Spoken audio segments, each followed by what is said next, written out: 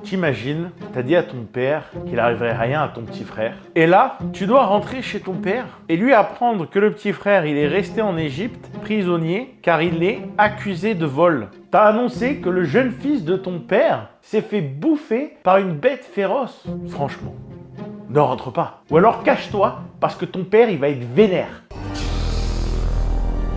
Bonjour à toutes et à tous et bienvenue sur la paracha de la semaine. Pas de pause, pas de break. La paracha continue exactement là où elle s'est arrêtée la semaine passée. Donc aujourd'hui, grosse nouveauté, on peut nous voir sur YouTube en horizontal. Pour ceux qui sont sur Instagram, on reste en vertical et on va continuer à diffuser l'intégralité sur Instagram. Donc vous pouvez voir la paracha de la semaine sur YouTube ou sur Instagram. Et si vous avez envie de nous soutenir, eh bien vous savez ce qu'il vous reste à faire.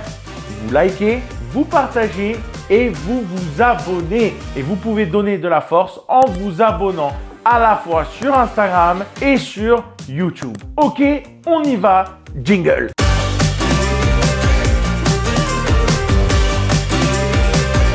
Judas, le frère de Yosef et de Binyamin, s'approche du vice-roi d'Égypte et lui demande de le prendre à sa place en tant que prisonnier. Je suis volontaire! Je suis volontaire! Yosef réalise à ce moment-là que peut-être ses frères ont changé, ou du moins qu'ils ont appris de leurs erreurs. Ou bien ils ont compris qu'ils ne pourraient pas revenir devant Yaakov et lui dire qu'ils ont encore perdu un petit frère. Yosef révèle donc son identité. Non, je suis ton père. Frère, je suis votre frère. C'est ça la vraie réplique. Et la première question qu'il leur demande, vous allez bien? Non. Vous regrettez de m'avoir jeté dans un fossé? Non, toujours pas. Ah ben je sais pas. Allons, fais un effort! Bon, je t'aide un peu. Il demande si Yaakov est toujours en vie. Ah bon, mais c'était ça? Bah ouais, je te rappelle qu'il y a un lien vraiment fort entre Yosef et Yaakov. Vous vous rappelez au début de l'histoire, le rêve que Yosef il a fait quand ses frères se prosternent à ses pieds. J'ai vu vos gerbes pencher doucement et se prosterner devant la mienne. Grosse séquence émotion, les frères y pleurent, Yosef y pleure, ils se prennent dans les bras. Faut jamais aller sur les réseaux sociaux. Du coup, Yosef leur dit d'arrêter de pleurer. Bon, on n'est pas sûr qu'ils aient pleuré, ils sont pris dans les bras, tout ci, tout ça. Mais bon, t'as compris qu'à un moment donné, Yosef leur dit « Calmez-vous, vous n'avez pas à regretter votre acte. Parce que ce n'est pas vous qui avez fait ça, c'est Dieu qui l'a décidé.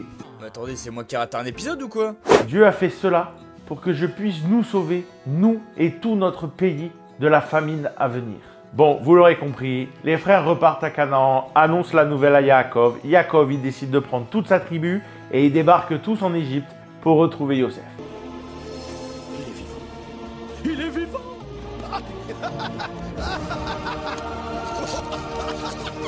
Par contre, c'est pas dit ce qu'ils ont raconté par rapport à la bête féroce. Si quelqu'un a une explication ou un petit truc d'histoire, je suis preneur. Parce que ça m'intrigue.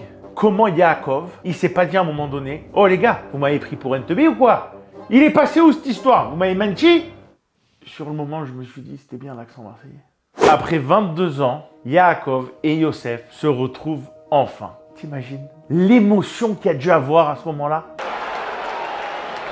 C'est beau, non? Quoi? La fin de la paracha? Ok, d'accord. Je fais vite. Dieu s'adresse à Yaakov et lui dit qu'il descendra avec lui en Égypte et lui en fera remonter. Les Juifs s'installent à Goshen et y prospèrent. Après la suite, vous la connaissez.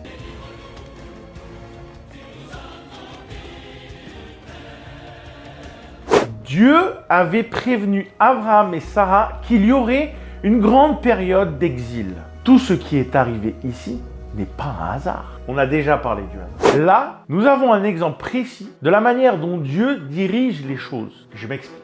Tu crois qu'il va te dire « Va en Égypte » et toi tu vas écouter? Tu vas faire ce qu'il te dit? PTDR? T'es qui? Non, pas du tout. Il n'y a pas de hasard, mais il y a la volonté. Un mot, la volonté, ok?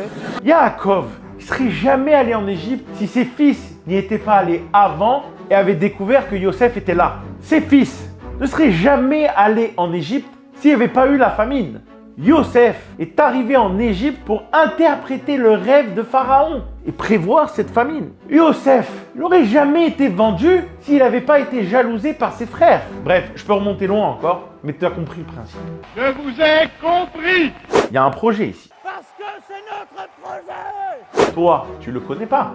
mais Dieu si. Normal, c'est lui qui l'a écrit. Mais pour t'amener sur cette route, il utilise des causes naturelles. Des choses tellement évidentes qui nous font oublier la plume de l'auteur, la signature de l'architecte, le logo du photographe. Il n'y a pas de hasard. Mais le hasard n'existe pas. On en a beaucoup parlé dans les parachutes précédentes et on continuera d'en parler dans celles qui arrivent. Parce qu'après tout, c'est la question existentielle par excellence. Pourquoi sommes-nous là?